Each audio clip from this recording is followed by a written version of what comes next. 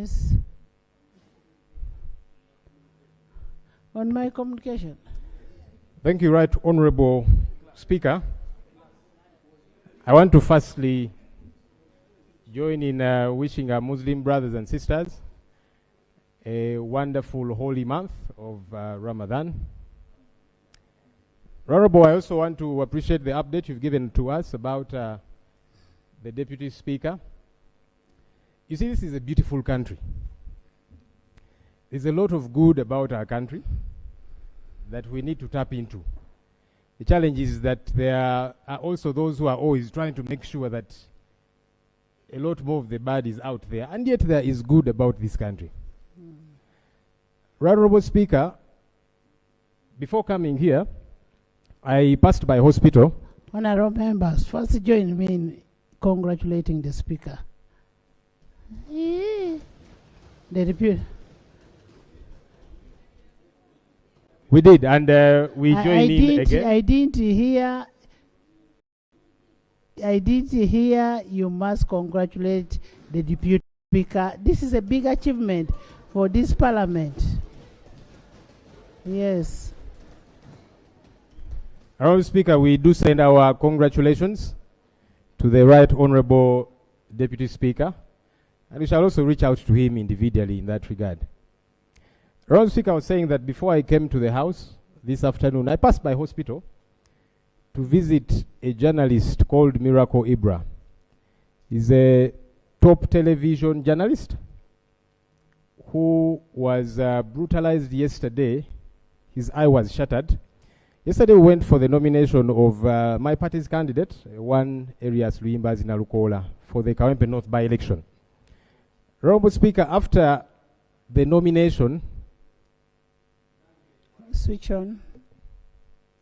Switch on. Honorable Speaker, the candidate was assaulted, taken away. A couple of people were picked up and others brutalized. This particular journalist was descended onto by men in JAT uniform. JAT is Joint Anti-Terrorist Task Force. These are people who are meant to go out there and deal with terrorists. They descended on this journalist who was fully branded as a journalist with his camera and beat him up with batons, shattered his eye and broke bones around his face. The doctors are not sure that his eye will see again, whether it will recover. They are struggling to deal with that situation.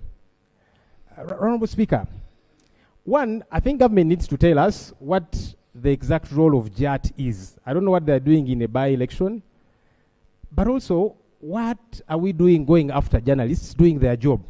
The other day, the Right Honorable Prime Minister said that I normally make government look bad. And then she actually used the word that is not in the English dictionary. She said, I'm always dirtying government. But there are things that government does that makes it look dirty on its own without my help and without anyone's help. I don't even know if the Minister for Information and government generally has reached out to this journalist to establish the goings on and ensure that he gets proper treatment. Honorable Speaker, we have got laws in this country. For the umpteenth time, I want to implore government to follow these laws. If it is keeping law and order, police has got to do that, and again, within the confines of the law. So we would want to understand what is JAT doing, being involved in such a process. Why are they picking up people, beating them up, beating up journalists who are doing their job as a journalist? Their weapon is a camera. Government.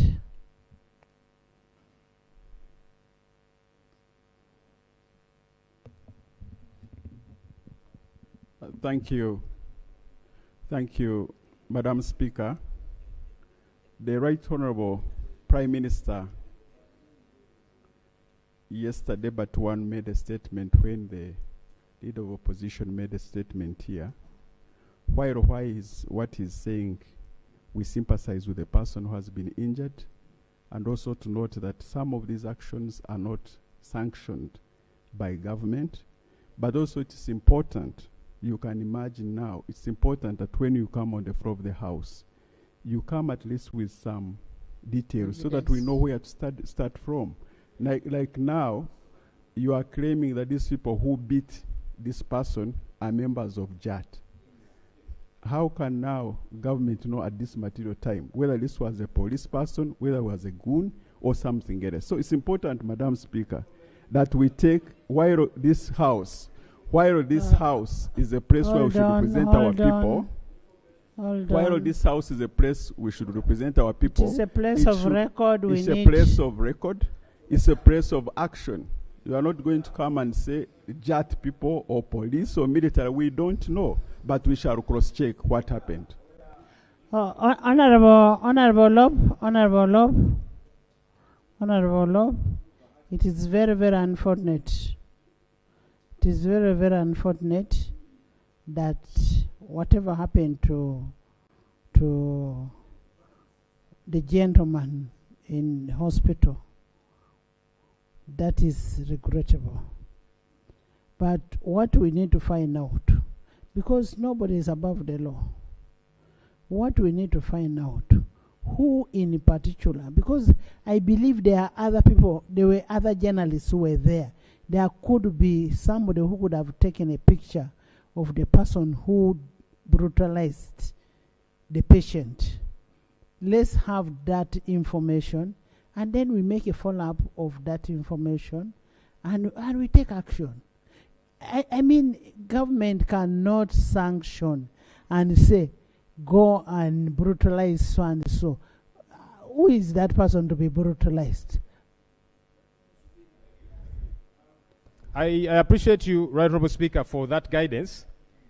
You see, for us, normally what we require is that government takes swift action against these fellows who operate outside the law. Then people will know you are cracking down. Now, regarding information about all of that, government came to this parliament and was appropriated billions of shillings to put CCTV cameras within town.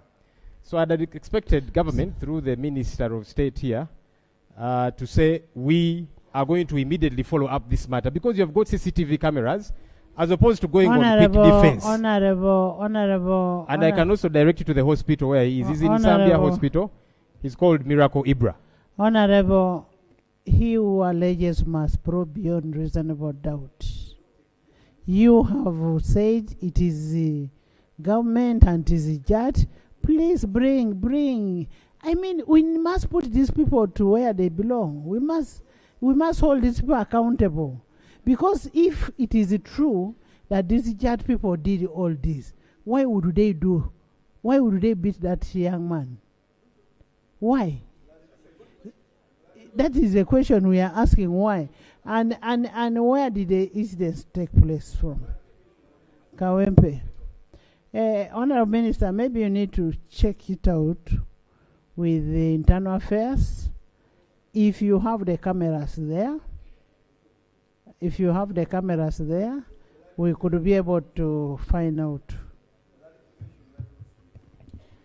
Madam Speaker, we shall follow up and action will be taken, because the security agencies are supposed to protect the citizens of Uganda and the territorial integrity of the country. So we shall follow up, and certainly we shall visit also the journalist who was injured.